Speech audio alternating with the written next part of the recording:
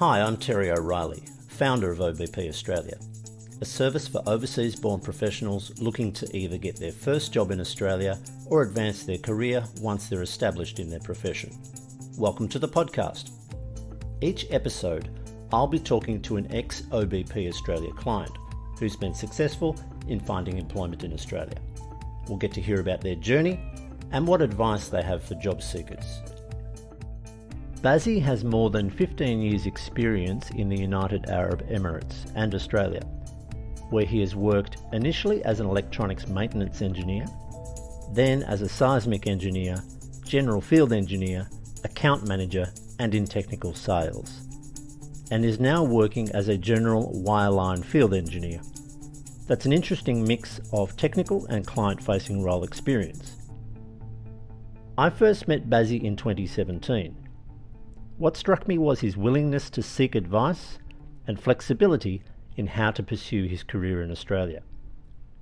Always professional in his approach, he mapped out a strategic pathway to where he is today. So Bazzi, welcome. Thank you for having me. No problems, and thank you for joining us. Now, we first met in 2017, is that right? That's correct, yes. Take yourself back to when you first arrived in Australia and tell us about those first few weeks and months. So I came back in 2016, September, and I left the UAE to basically start a new life in Australia. And I came in to the country basically without any plans or any prior knowledge other than Australia have a beautiful weather, as we know, and there's opportunities around. So when I came, I thought that after being in a certain sales field previously for 10 years, basically I'll be able to look for a similar job here in Australia. And I had to spend a bit more than 6 months until I tried to seek help. And this is where we've encountered, and thanks to your help, I was able to get back to work. Right. What did you do initially to try and find work in your profession before you met me? I was trying to apply to similar jobs online mainly. Even when approaching companies, was trying to always reach the HR department of a similar field. And yeah, basically just keep applying and hoping for the best. That was the strategy at the beginning. And how did that strategy change after we met? After we met, I realized basically that Australia, they look into people with internal referees and a previous experience in Australia to be considered. That's the feeling that I had, and even the approach that I was doing, it wasn't efficient. And yeah, after your directions, I was able to actually direct to the right path, the right people, and address this Australian experience, the lack of it, and addressed it and was able to overcome it with your help. So that brings us to the next point, in that you did a brief unpaid work placement. That's correct? That's correct. That's true. Right. So yeah. Tell us a little bit about that. That was facilitated through OBP Australia. So how did that help, and what did you do on the placement? So because of coming from a different field, I wanted to get into what I studied originally, so electronics and automation. The only way was through doing this training or kind of internship placement. By this way, the company is able to see what kind of person you are and how do you work, rather than just a resume that comes in. No one knows how whether all of this is reflects the reality of how you work. And when I actually joined in, I felt like there was not much of a difference in work environment to how I was back in the UAE. It's kind of similar. It was only the matter of uh, the employer getting familiar with the person, seeing how they actually work, and how to embed into the cultural setup in the workplace. At the end, every company wants a proper teamwork, and yeah, this is what actually helped me. And at the end, I was able to get the job at the same place out That's of. interesting because you've identified that there wasn't a huge cultural difference or difference in the way they went about work, but it was more of an employer perception, perhaps in Australia, that this does exist. Is that right? True, true. Yeah. In Australia, people, I mean, we're mainly exposed to the internal. We don't know exactly how it is, and the way it works in Australia, different to other countries, that they rely heavily on references to find out whether the person is right. In other companies, basically a letter from your previous employer can be sufficient, and or their knowledge of the company is also good enough. But in Australia, the way that I saw that, unless they know the person, and someone within Australia can actually uh, take them through the doubts and questions, and clear these things, yeah, they will be left with assumptions and perception that what if the person is not the right fit at Right. work. Yeah. And you had the added difficulty of seeking a client-facing role, really, because a lot of your work had been in account management, business development, that sales sort of side of things. How did you find that on the placement? Did you get exposure to clients, or was it all internal? I was actually let into the client offices at the end when they saw the first couple of weeks of how the interaction with me. They felt confident basically to actually make me represent them in front of customers.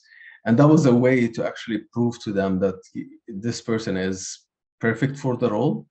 And yet, gaining their confidence that I can actually perform and um, can represent the company and at heart, and actually do be able to achieve the target of what they would need.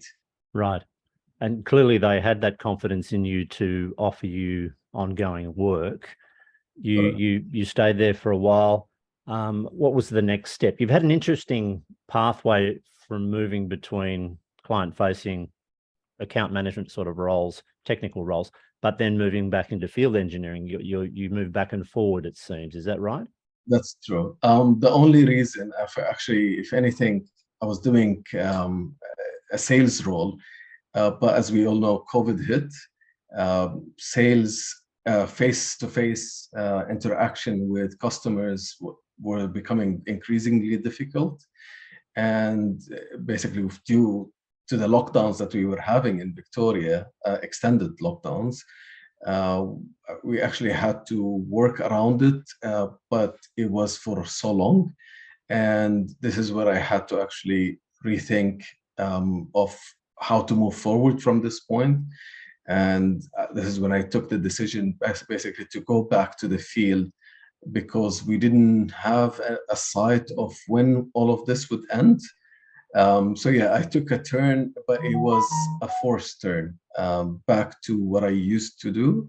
But it's still within what I know, and it was an opportunity to go back to what I used to work as in the field of oil and gas. And yeah, so this is what I'm currently doing. So what do you prefer? I mean, they're quite different roles, aren't they? Talking to clients and solving problems on site. So, I enjoy both. Sales role, interacting with customers. That was my forte when I was even in the oil and gas industry at the end. Uh, and the customers actually, if anything, they're multicultural, similar to how it is in the UAE, easygoing. It have its own challenges. So as the engineering, uh, it's a 5 day per week job. You'll be concentrating more on work, and then you're having the weekends for your family. I found the other balance of going back to the field engineer, having a roster, so fly in, fly out, at the end 2 weeks with 2 weeks off. It can bring to a good balance, work-life balance. So I really don't have a preference on which direction. So it was mainly of how the market actually pushed me towards to continue, basically, and both of them are actually great. You've got the best of both worlds, really, I guess. I'm lucky to say it so, yes. And unfortunately, in the oil and gas, it will be an up and down. So even if the downturn comes, I still at least have the connection back to like technical sales role or in the electronics and automation. It's good to have a plan and a backup plan, if I Yeah. may say. Yeah. So you finished your placement, they offered you work there, you stayed there for a while. What was your next move, and how did you get that second job, I guess? The second job, I was actually approached due to the interaction and representing the company, and also my previous experience as account management. So I was doing a technical sales role. The other company required exactly that, but on top of it, to deal with bids and tenders and account management. So they saw a perfect fit, doing both ends. And this is basically where I was pulled and offered a better opportunity or better offer in the next move. So the starting was really good. But know that even if you start at a basic level, things improve down for you down the line. Yeah, and it brings us to an interesting point, because that second employer already knew you, correct? That's correct, yes. So So low risk for the employer, isn't it? absolutely. And we represented, I mean, their products even in the same way. So the interaction was there. They knew the person, and this is where the sales role maybe kind of exposed me to different companies, and that actually opened better door, or better opportunities. Yeah, right. Let's look at your current role. You mentioned before that you do some FIFO work, fly in, fly out. You're traveling to an oil rig. Just tell us what a typical day is like out in the field. In the field, we work on a 12-hour shift, unlike how it is overseas, where it can even extend beyond the 12. So they really look after the safety of people. So doing a 12-hour shift, that gives you the time to rest up and be ready. And that's a continuous job. So every day, it's never repetitive, always something new. And the best thing in this, the focus on safety of people, that's the main thing. Other than that, in my role, which I enjoy doing, is I get to do the exploration part of checking what is exactly in their wells. And when we have positive outcomes from the, for example, their wells, and delivering that news to them, if it is a positive, that actually brings the joy back to myself, that I was part of their success. Sure, it's always good to be part of a successful team, and it's great for your professional development, but also just for yourself as a human. So let's go back even further.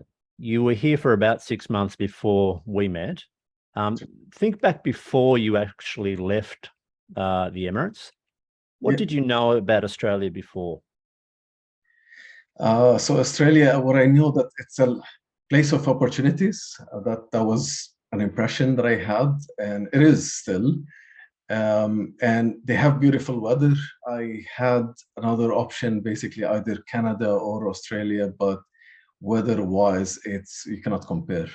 Over there, it's extra Freezing. freezing temperature, which coming from a hot temperature country, I wouldn't be able to adapt easily as I adapted here. So I didn't see much of a difference in that. And another thing, um, as I know that the focus on family and work-life balance is one of the main things that Australia is, which is compared to how it's in the Emirates or other places. I think Australia is doing really well in that. And you chose Melbourne as your destination city. Correct, yes. Why was that? I actually landed in Perth at first. I was looking for a job, and there in the oil and gas, now 2016, the oil industry was down. So I had to look into other main cities to find better opportunities. And I found that between Sydney and Melbourne were the highest job posting and opportunities. Sydney, as I saw it, or when I visited, it was overly expensive and overly crowded. Melbourne actually balanced all of this, so you have the good job ratio and good weather, uh, less expensive than Sydney, and yeah, that we ever since I came here, I actually saw that this is the place that I would want to. And I've actually built my house right now and I'm Great. living. Yeah, sometimes Melbourne doesn't really feel like a big city sometimes, does it? Compared to, say, Sydney or other large cities of the world, it just doesn't really sit up there, I don't think. No, it's not as crowded as I felt like in Sydney. Everyone's cramped, you see the traffic's down the roads. And over here, there's always a way around it. So I live on the west side of Melbourne, um, 30 minutes away from the CBD, and if any cultural buzz in there, so it's easy to reach. But at the same time, the suburb is widely spread. You have a bigger space, greenery space. Uh, Even the traffic isn't as bad. So yes, that's why we love Yeah. Melbourne. So you knew a bit about the climate, about the country. Did you do any research about how to find a job before you came? Unfortunately, I did not. It was all based on assumptions, which is one of the biggest regret I had. And yeah, not knowing how to approach it and thinking that it's will be the similar to how it is in the Emirates. That actually set me back longer looking for a job, and that's hence why the 6 month gap and until I realized that I have to seek help. And I'm really glad that I found OPP and I found you. Right. So the difference between your prior knowledge or lack of the knowledge in relation to getting a job and the reality once you arrived in Australia, what are some of the things that were unexpected that you thought, well, I didn't think I'd have to do this, or, perhaps it would have been good to do this, or what was challenging, I guess, in the job seeking process? Uh, I'll just take it one step back. In the job seeking is basically to find where do you want to settle. That was one of a delaying factor for me in the job seeking part. So basically, which city to settle in, where to find the better job. If I had the research prior to coming in, at least I have a plan. It will be a faster settling, and then uh, being able to apply directly to jobs. So yeah, there was a bit of time I wish that I researched it before, and I'm sure I would conclude the same way, is to settle in Melbourne for my case, but rather than going to Perth and trying it. Another thing is the expenses. Again, I know exactly where to stay, I would plan my accommodation. So at the beginning, I was jumping between, a hotel or Airbnb. because I wasn't sure where I will be staying, and that added to the expenses. Another thing, doing so, not planning your meals, relying heavily on outside food, that actually drains your savings quicker. So again, a pre-plan on all of these would save you a lot of stress that comes with it. And Did you know anybody here? that's another thing I did not. That's The hard. Yeah.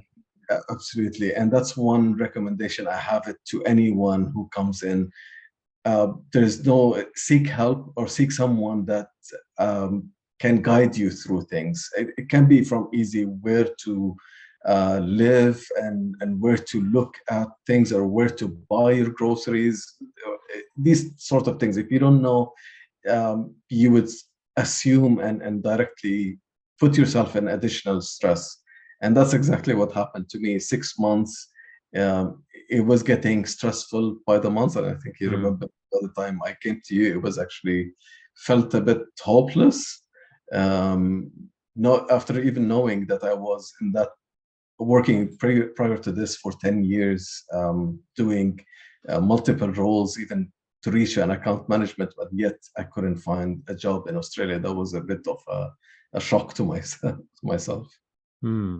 And just, I know the clients that I have who are still overseas and are about to arrive, it's really important to introduce them to people in the city that they're about to arrive in, and from their profession. But being in the city, you can get advice on the cost of rent in different suburbs, and what's current at the moment, because things do change. So it's important to make that contact early if you can, and you didn't have that. The thing about eating into your savings is really important too, because I don't think people often don't appreciate how expensive it is here, particularly when you're not getting an income. True. Yeah, so that's all good advice.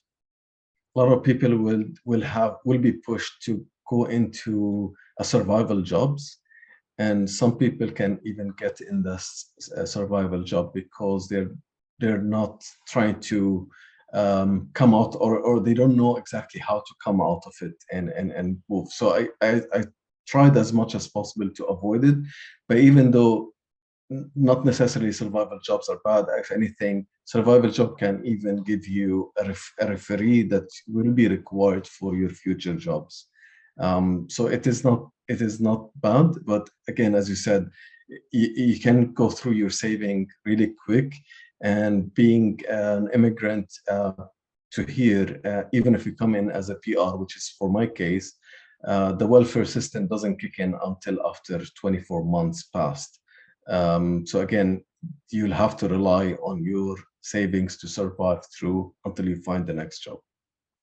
Yeah, that's an important point, the survival job being one, very useful. It's also useful, I think, in helping people develop their English communication skills in a new environment. Even though your English may be excellent, it's quite different, isn't it, when you're talking to people in the street or dealing with customers. They're using an English or varieties of English that are not what people are familiar with, correct? Yes, that's correct.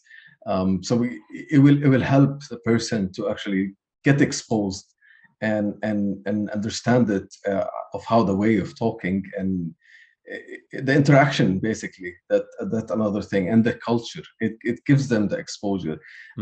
But as it is, a survival job is a survival job. It shouldn't be that where people will just move on and think that this is it. That's right. And it can be, a crutch, something you can depend on. It is an income.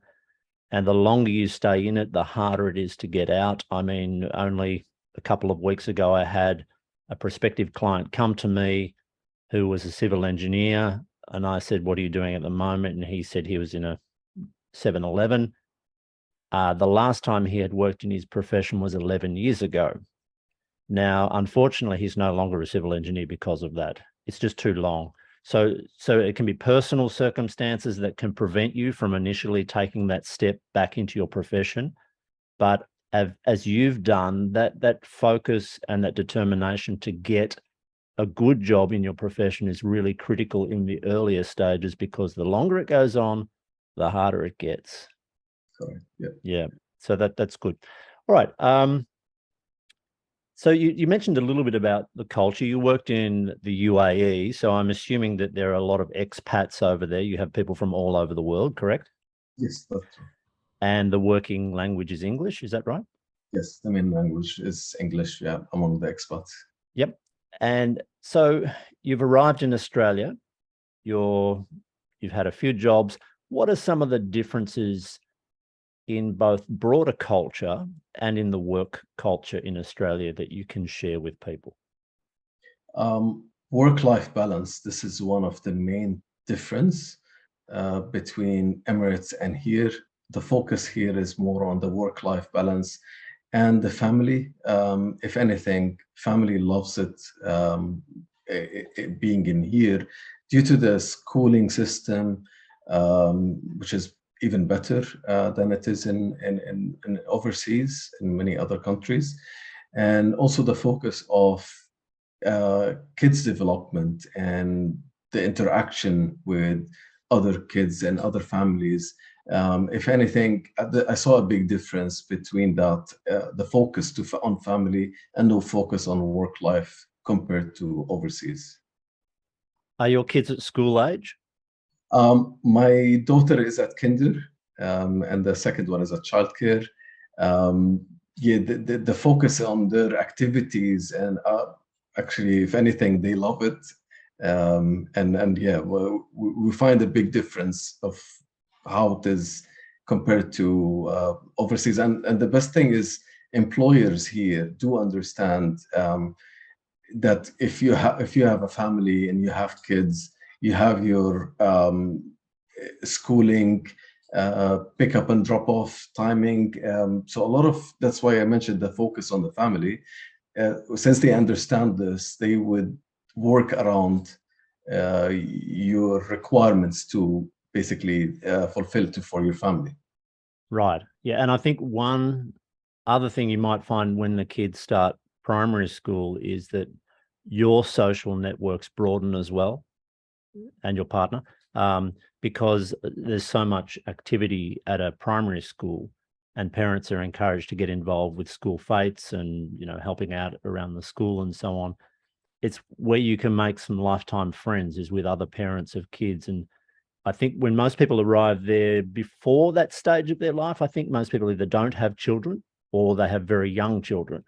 So people can feel a little bit left out of the social aspect of living in a new country. But once school starts, that completely changes. So that's something to look forward to as well.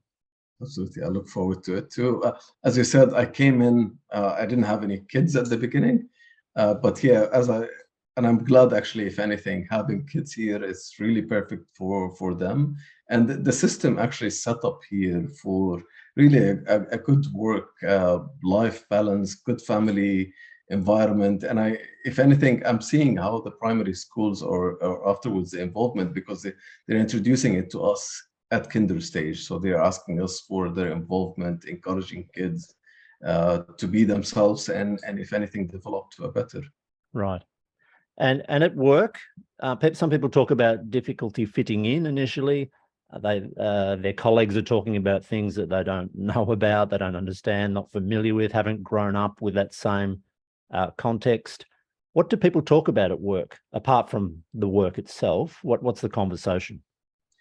So conversation is mainly about the future, or a lot of people, thinking that either career-wise or family, what they want to do to basically improve their lifestyle, or to get their kids basically involved in other activities, or broaden their knowledge either in language or sports.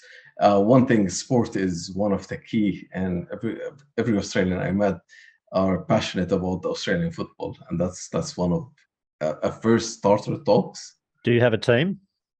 I do, which is the team that won in 2016, the Western Bulldogs. Ah, Unfortunately, That was the first and last time, and I'm hoping that they will come back. Well, they've had more success than my team, which is St Kilda. The last time we won was in 1966. Oh, wow. And I was 1 year old, so I didn't see that one. But that's great. So do you like football? I'm loving it. It's more about the interaction. The sport itself is beautiful. I mean, it's great. But coming from a place, in the Emirates where everything is about soccer, so an addition to that was great. And seeing the passion in the people is even better. So the environment and the discussions that goes around it, and actually, if anything, the sport itself is really nice. Do you barrack for the Bulldogs because you live in the west of Melbourne? If anything, because I came in 2016, Oh, okay. they were the winning team, and also to add, because I live on the western side, yes. So a Yeah. combination. So many people don't know the history of the game. It was basically a suburban Melbourne game. So many of the teams are suburbs of Melbourne. It's a national game now, but a lot of people still barrack for the side that represents their part of the town. Have you been to a game? I've been once, again, to the Bulldog team. It was back in 2018. It was interesting, the environment there. It's a must do, basically. At least attend one of them, and you will know uh, what is all this puzzle about, if I may say. Yeah. It's a great. Well, they're going to have a good year next year. They've got a huge bunch of young, very talented kids who are about to explode, I think. So the next few years are good for the Western Bulldogs. Well, that's fantastic, excellent news, and congratulations on all the success you've had in Australia, both at work, your social life and family, and everything that's going on there. Just finishing up, what advice do you have for somebody who is either about to come to Australia or who's recently arrived and feels a little bit lost and panicky and maybe frustrated? Do your research if you are outside Australia before coming. That's one. And if you are here or even before, seek help, because you'll be surprised that with the help, it can help you. And this is what I felt, and I wish I did this rather than waiting the 6 months trying to do things on my own. That's great advice. Thanks for joining us today, Bazzi, and good luck for the future. Thank you, Terry, and to you too. OBP Australia provides guidance and support with job applications and approaching employers, industry awareness, interview coaching, and language and communication. You'll also be introduced to your professional peers already working in Australia, so you can get the lowdown on what's happening in your industry or profession. If you're looking for guidance and support to find your next job, email me at terry@obpaustralia.com.au. Let's talk.